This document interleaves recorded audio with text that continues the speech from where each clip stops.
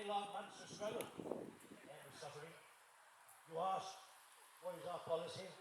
I can say this: to wage war by sea, land, and air, to wage war against a monstrous tyranny never surpassed in the dark, lamentable catalogue of human crime.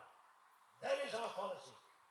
You ask, what is our aim? I can answer in one word. It is victory. Victory at all costs. Victory in spite of all terror. Victory, however long and hard the road may be. For without victory, there is no survival. Let that be realized. No survival for the British Empire. No survival for all the urges and impulses of the ages. For mankind may move forward towards its goal. But I take up my task with buoyancy and hope. I'm sure our cause is not to suffer, to fail amongst men. At this time, I feel entitled to ask the aid of all. And so I say, come then, let us go forward together with our united strengths. Even though large stretches of Europe have fallen, and may fall into the hands of the Gestapo and all the odious apparatus of Nazi rule, we shall not flag or fail. We shall go on to the end. We shall fight in France. We shall fight on the seas and oceans.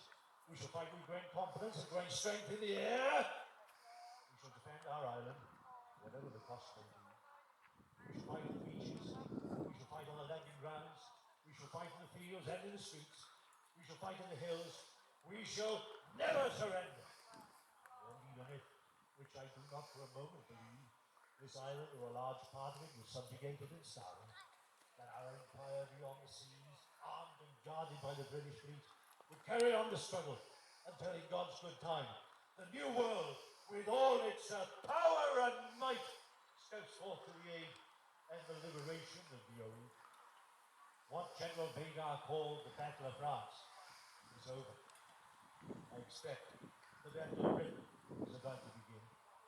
Upon this battle depends the survival of Christian civilization. Upon it depends our own British life and the long continuity of our institutions and empire. Very soon, the whole fury and might of the enemy will be turned on us. If one knows, he will have to break us in this island or lose the war.